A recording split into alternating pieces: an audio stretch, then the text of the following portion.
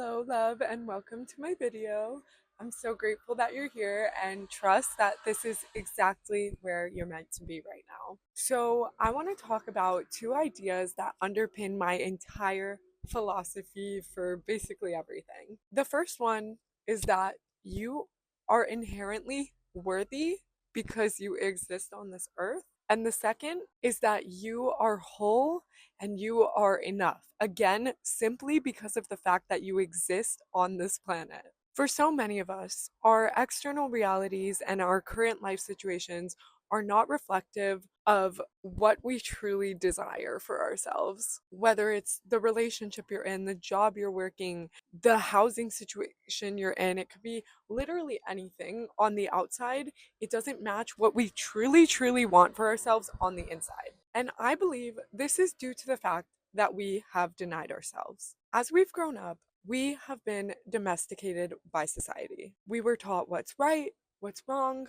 When we were good, our parents rewarded us. When we were bad, they punished us. And over time, this solidified exactly what's going on in here, our beliefs, our thoughts. It's all according to what we learned growing up as good or bad or right and wrong. And this domestication has been so strong that we continue to actually self-domesticate once like the domestication period is over. Here's an example we can all relate to, I think. So as we grew up, we learned we're supposed to go to college. After college, we're supposed to get a corporate job. You're supposed to want to climb the ladder. You are supposed to want to make money, etc. And for some, this is a genuine desire that is true to them, and there is absolutely no judgment there. I think if that's what you want, that's amazing. But I think for many of us, this is what we learned that we should want. And so now, if you ever have something that pops up like, I actually wish that I could travel the world or live in a van, you're instantly have this thing in your head. A lot of these concepts come from the book The Mastery of Love by Don Miguel Ruiz, and I highly, highly recommend this book. But he calls it the judge, and it lives inside of our head, and it continues this domestication process where, you maybe have a desire that's different from what society and what our parents tell us that we should want growing up. And the judge will come in and say, this is right, this is wrong, you should do this, you should do that. And it's funny, everyone has different opinions. Like, if you do want to climb the corporate ladder, some may call you greedy, some may say, oh, that's awesome. If you do want to travel, some may say, oh, that's amazing, you're bettering yourself, and some may say, gosh, you're lazy, you're not working. Like, everyone out there has their own opinion based on their beliefs and based on what society wants of us. And there is no way to win here. No matter what it is you want, society and external parties will find a way to tell you that what you want is wrong or it's bad. But this is how we all were raised. We were raised to dream the dream of society, to follow what society wants for us. And that self-domestication is so strong. Like, we all feel that immense pressure to, if you're in college, to go get that internship, if you're in finance, to go work in New York City, or to even do finance in the first place. Like, and of course, like I previously said, none of this is to take away from the fact that some people may want to do finance or want to work a corporate job. There is nothing wrong with anything you desire. So I never want that to be the takeaway. More so, many of us live according to how we think we should. And so instead of seeking our own validation, instead of asking us, how do I feel when I do this?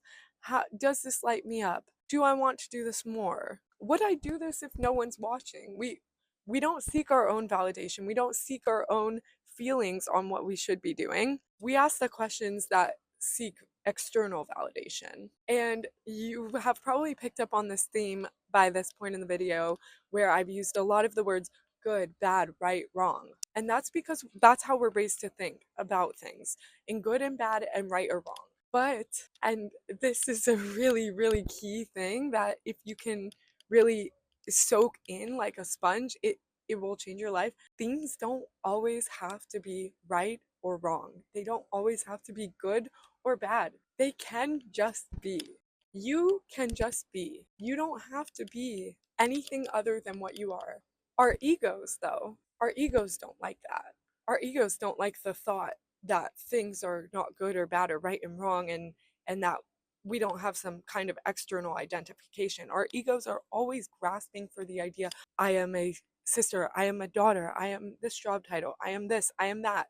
Our egos need that because the truth is scary. To not sugarcoat it at all, it's scary to be like, what am I? And for there to be no easy answer that you can quickly, oh, well, I am my body, I am that, but what are you? And so that uncertainty, it's scary for us. But the truth is, we just are. Anything beyond I am is an ego identification. We literally just are. We just exist. And we just exist as we are. I know it sounds like I'm rambling nonsense, but hopefully this is sinking in for some of you. There's a quote from Dr. Wayne Dyer, who wrote a book, The Power of Intention, which I also love. I also highly recommend. He said, your presence here in the universe is proof alone that you belong. And guess what? This is me talking now, but guess what?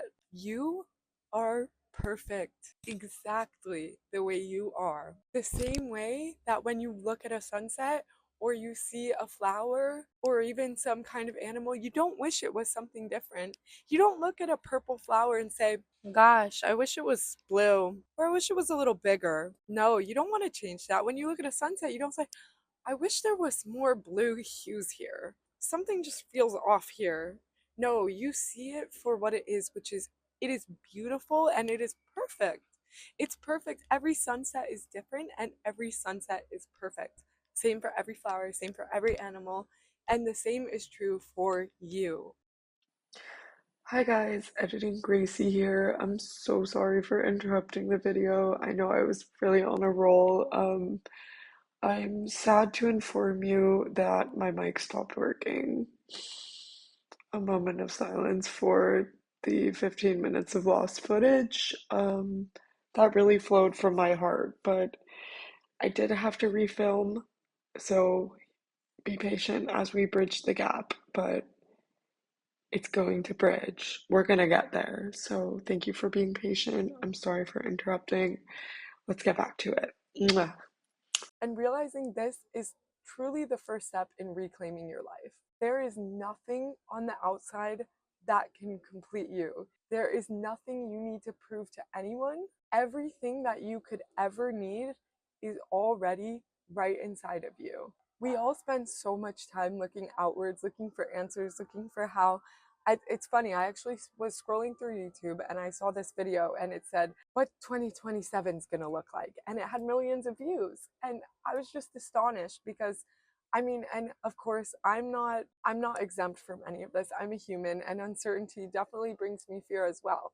But there were millions of views on this video, and it's because we can't accept uncertainty. We want to know, we want to have certainty. We are so scared of the unknown. But every answer you will ever need is right inside of you. We just weren't taught that growing up. And every single one of us was born with desires, and every single one of us has very different desires. Some people may want to travel, some people may want to make a lot of money, some people may want a big home, some people may want to live in a van. Everyone's different, but because we were domesticated, we were taught to see desires as good or bad or right and wrong based on how they compare to the dream of society. But these desires that you were given, they are not good or bad. They are not right or wrong. They simply just are your desires. There's no need to label them. There's no need to judge them. There's no need to wish they were any different. They just are. And it's okay to desire. It's okay if your desires aren't what everybody wants you to desire. And it's your choice whether you want to take this knowledge and internalize it and start to accept your desires and yourself for all that you are and they are, or if you want to continue to let society choose for you. But the reality is, you are inherently worthy of experiencing all that this universe has to offer, this infinitely abundant universe has to offer. You wouldn't be given desires if you weren't meant to have those desires, if you weren't meant to be part of bringing those desires into the world. Once you're able to see that you are worthy, your entire external reality and life situation and circumstances will shift and transform. But it all starts internally. You cannot rely on your senses to tell you that you are worthy. You cannot rely on anything external that you can sense to tell you that you are worthy. It starts with the knowing in here, and you can tap into this truth that is already rooted within you. And look, this knowledge may be hard to hear. It may be very upsetting for you. It may bring up feelings of sadness, anger, fear. Your ego is going to try and trick you into re identifying with things, maybe even those emotions itself. But guess what? It's okay to feel anger for the true you that you've kept away and shut inside for external things. It's okay to cry for the version of you that's been stripped of the feeling of agency and power when you've had it all along. I say, lean into this. If you're angry, go stomp around, play some raging music and scream your head off. If you're sad, play some Coldplay. Get into a ball and cry. Whatever you feel, honor it. Just allow it to be. Give it a channel out of you and release it. The problem comes when we start to question, why do we feel this way? Oh, I shouldn't be feeling this way. What does this mean? No, those feelings just want to be seen, acknowledged, and released. They don't want to be thought about, they want to be felt. So give them the same freedom and non judgment that you should give to yourself. And stop denying the freedom to be exactly who it is you want to be. And always, always, always remember these two truths. Number one, you are enough. You are whole. You will never ever need something on the external outside of you to complete what's inside of you. It's already complete. You've just forgotten this. Number two, you are worthy. You are worthy inherently because you were born onto this earth to experience everything that this life has to offer and all the dreams and desires and passions and interests that are within you. You are worthy of being exactly who you were meant and created to be. There is no need to deny yourself of this truth. And I love you guys so much. I know I can't see your beautiful face, and I know it's beautiful because just like a flower in a sunset, you are part of this creation. I know I can't see your beautiful face, but I still feel so, so, so much love for you. I hope that you can feel even a fraction of it. And as for my dream is a world where love is the predominant emotion, where we all love ourselves and we love each other and we relate to each other with love, peace, kindness, and joy, rather than fear, mistrust, and any other negative emotions. Thank you for being here and for being a part of this dream. I'm sending you so much love, and I can't wait to see you next week.